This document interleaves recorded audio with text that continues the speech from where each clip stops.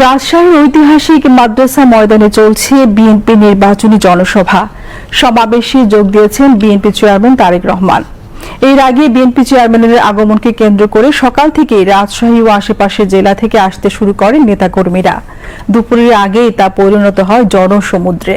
দর্শক, এই মুহূর্তে রাজশাহীর ঐতিহাসিক মাদ্রাসা ময়দানে আছেন আমাদের রিপোর্টার মাহমুদুল হক সুজন। আমরা সরাসরি চলে যাচ্ছি তার কাছে।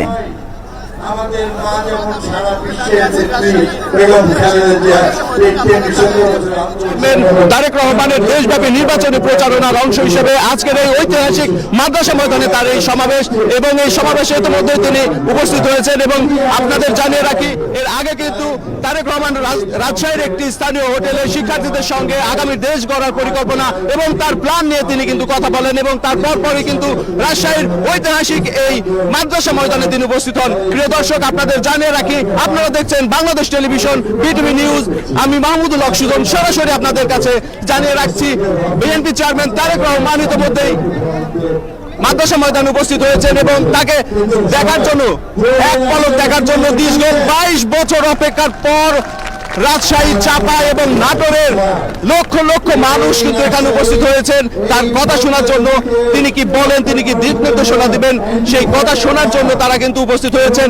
সকাল থেকে কিন্তু আমি রাজশাহীর বিভিন্ন এলাকা ঘুরেছি এবং দেখেছি ভোর থেকে কিন্তু রাজশাহী এবং রাজশাহীর পার্শ্ববর্তী এলাকা থেকে মানুষ এখানে উপস্থিত হয়েছেন, এবং লক্ষ লক্ষ মানুষের সমাগম এখানে হয়েছে। প্রিয় দর্শক, আপনাদের আরো জানিয়ে রাখি, তাদের প্রিয় নেতা তারেক রহমান, বিএনপি চেয়ারম্যান তারেক রহমানকে এক পলক দেখার জন্য কিন্তু তারা সকাল থেকে এখানে উপস্থিত হয়েছেন, এবং লক্ষ লক্ষ মানুষের এই সমাগম বিএনপি চেয়ারম্যান তারেক রহমান তিনি দেখছেন এবং হাত নাড়িয়ে তাদেরকে সংবর্ধনা জানান।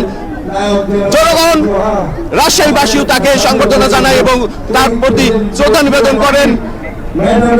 প্রিয় দর্শক, আপনাদের আরো জানিয়ে রাখি, বিএনপি চেয়ারম্যান তারেক রহমান আরেক কিছুক্ষণ পর তিনি তার মূল্যবান বক্তব্য দিবেন, এবং তার বক্তব্যে তিনি রাজশাহী মানুষের আশা আকাঙ্ক্ষার যে প্রত্যাশার যে প্রতিফলন ঘটবে সেটা তিনি তার প্রতিশ্রুতি দিবেন, এবং তিনি তার দেশ গড়ার পরিকল্পনা নিয়ে তিনি তাদের সাথে কথা বলবেন। প্রিয় দর্শক, আপনাদের আরো জানিয়ে রাখি, বিএনপি চেয়ারম্যানের এই নিরাপত্তা নিশ্চিতের জন্য, এই সমাবেশে তার সার্বিক নিরাপত্তা নিশ্চিতের জন্য কিন্তু ব্যাপক প্রস্তুতি গ্রহণ করা হয়েছে।